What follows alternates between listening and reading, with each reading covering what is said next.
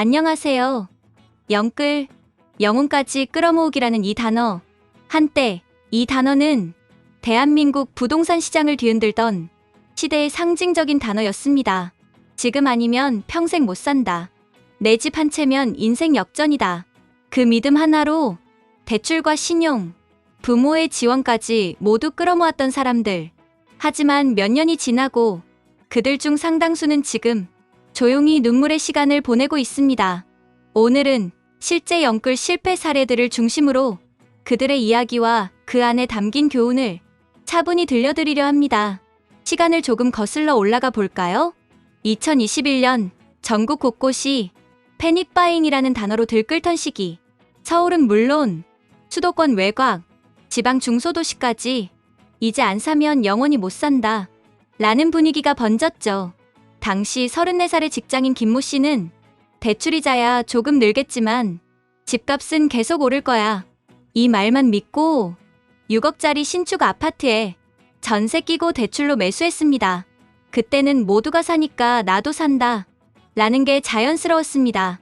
은행 창구 앞에는 전세 대출 문의가 줄을 섰고 청약 경쟁률은 100대 1을 넘어갔죠. 하지만 이 모든 열기는 이자 1% 시대라는 비정상적인 환경 위에 세워져 있었습니다. 그런데 2022년 하반기 기준금리가 급격히 오르면서 분위기는 급변했습니다. 6억짜리 대출의 이자가 매달 60만 원이던 시절에서 1년 만에 150만 원으로 훌쩍 뛰어올랐습니다. 김 씨는 처음으로 월급의 절반을 이자에 쏟아붓게 됐죠. 버티면 오른다 라는 희망은 점점 언제 팔아야 하나로 바뀌었습니다. 그런데 팔 수도 없었습니다. 매수세가 사라졌기 때문입니다. 매물은 늘고 호가는 내려오고 그렇게 김 씨의 아파트는 6억에서 4억 5천까지 떨어졌습니다. 마이너스 1억 5천. 영끌로 산 집이 순식간에 빚덩이로 바뀐 겁니다. 비슷한 시기 29살의 사회초년생 박모 씨는 수도권 외곽 신도시에 갭 투자를 시도했습니다. 전세가가 매매가의 80%를 넘으니 실투자금 1,000만 원으로 아파트 한 채가 가능했죠. 하지만 지금 그 아파트 전세가는 1억 가까이 떨어졌고 세입자는 나가겠다고 합니다. 새로운 세입자를 구하려 해도 전세 보증금은 이전보다 훨씬 낮아졌죠. 결국 박 씨는 보증금 8천만 원을 돌려주기 위해 또 대출을 받았습니다. 나는 투자자가 아니었어요. 그냥 평범하게 시작했을 뿐이에요. 그의 목소리에는 후회와 함께 사회 구조에 대한 억울함도 묻어 있었습니다. 이걸 투자로 봐야 할까요? 아니면 투기로 봐야 할까요? 이뿐만이 아니죠.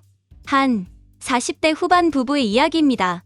부모님께 받은 2억 원과 은행 대출 4억 원, 신용대출까지 총 7억 원을 들여 서울 외곽 신축 아파트를 샀습니다.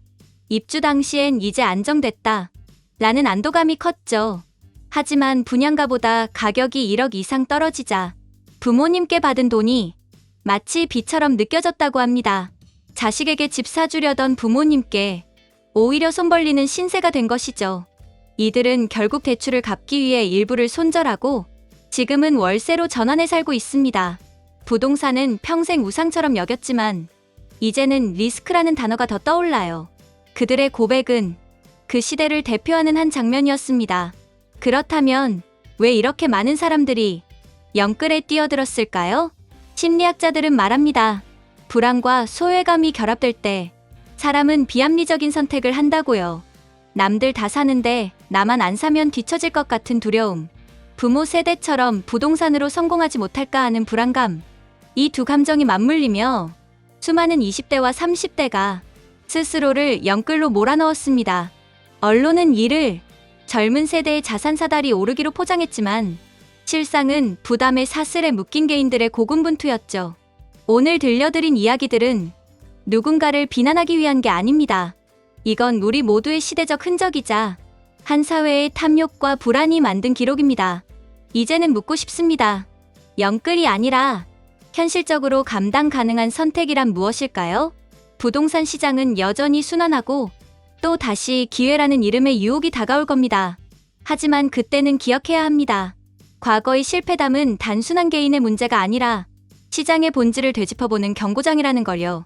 마지막으로 인터뷰 중 인상 깊었던 한 문장을 남기고 싶습니다.